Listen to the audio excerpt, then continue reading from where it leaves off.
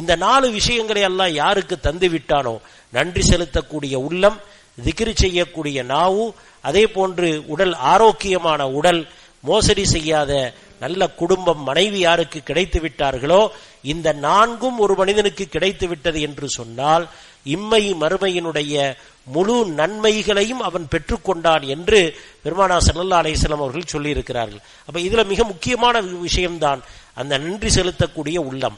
அல்லாஹ் எனக்கு தந்திருக்கிறான் போதும் என்ற அந்த மனப்பான்மையை நாம் ஏற்படுத்தி கொள்ள வேண்டும்.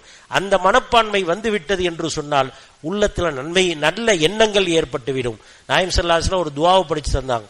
அல்லாஹும்ம இன்னி அஸ்அலுக நஃப்ஸம் பிக முத்மஇன்னத்தன் துமினு பிலிகாயிக் வ தர்லா பிகலாயிக் வ தக்னஉ பிஅதாயிக். இந்த உள்ளத்தை எனக்கு தந்திரு யா அல்லாஹ்.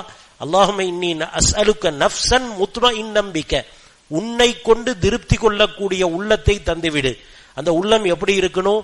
துமினு பிலிகாயிக், உன்னுடைய சந்திப்பை நம்ப வேண்டும், நாளை மறுமை இருக்கிறது என்று நம்பக்கூடிய உள்ளமாக இருக்க வேண்டும். ஒ தர்லா பிகலாயிக், உன்னுடைய தீர்ப்பை ஏற்றுக்கொள்ள வேண்டும், நீ என்ன விதித்திருக்கிறாயோ அதை ஏற்றுக்கொள்ள வேண்டும். ஒ தக்னஉ பிஅதாயிக், நீ என்ன கொடை தந்திருக்கிறாயோ அதை போதுமென்று ஏற்றுக்கொள்ளக்கூடிய நல்ல மனதை எனக்கு தந்து விடுவாயாக என்று நபி ஸல்லல்லாஹு அலைஹி வஸல்லம் துஆ கேட்டிருக்கிறாங்க. அப்ப இது ரொம்ப மிக முக்கியமான விஷயம். நம்முடைய வாழ்க்கையிலே நிம்மதி வர வேண்டும் என்றால் நம்முடைய உள்ளம் நல்ல உள்ளமாக, குறிப்பாக பிறரை பற்றி நல்லெண்ணம் கொள்ளக்கூடிய உள்ளமாக நாம் இருக்க வேண்டும். நம்முடைய உள்ளத்தை ஆக்கிக் கொள்ள வேண்டும். ஷைத்தான் வஸ்வசாக்களை போடுவான். நம்முடைய அதாவது குடும்பத்தை பத்தி, நண்பர்களை பத்தி, தேவை அல்லது நம் கூட இருக்கிறவங்களை பத்தி தேவையில்லாத சில எண்ணங்களை போட்டு பிரிப்பதற்கு முயற்சி செய்வான். நாம் அவ்வாறு பிரிவினை ஏற்படுத்தி கொள்ளாமல் ஒற்றுமையாக இருப்பதற்கு, இணக்கமாக இருப்பதற்கு நாம் முயற்சி செய்ய வேண்டும். அதற்கு நமக்கு தேவை நல்ல பரிசுத்தமான உள்ளம் இருக்க வேண்டும். மற்றவரை பற்றியும் நல்லெண்ணம், நம் பிள்ளைகளை பற்றி, நம்முடைய அதாவது குடும்பத்தாரை பற்றி, சகோதர சகோதரிகளை பற்றி, நம்முடைய நண்பர்களை பற்றி நல்லெண்ணம் உடையவர்களாக இருக்க வேண்டும். இது குர்ஆன் நமக்கு சொல்லித்தரக்கூடிய ஒரு நல்ல வழிகாட்டுதலாக இருக்கிறது.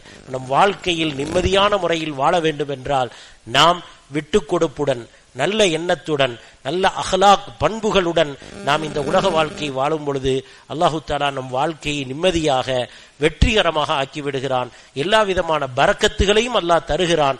அதன் மூலமாக ஈருலக பாக்கியங்களை பெற்றவர்களாக நாம் மாறிவிடுகிறோம். எல்லாம் வல்ல அல்லாஹு தஆலா அப்படிப்பட்ட நல்ல எண்ணம் உள்ள வாழ்க்கை உடையவர்களாக நம் யாவரையும் ஆக்கியருள்வானாக.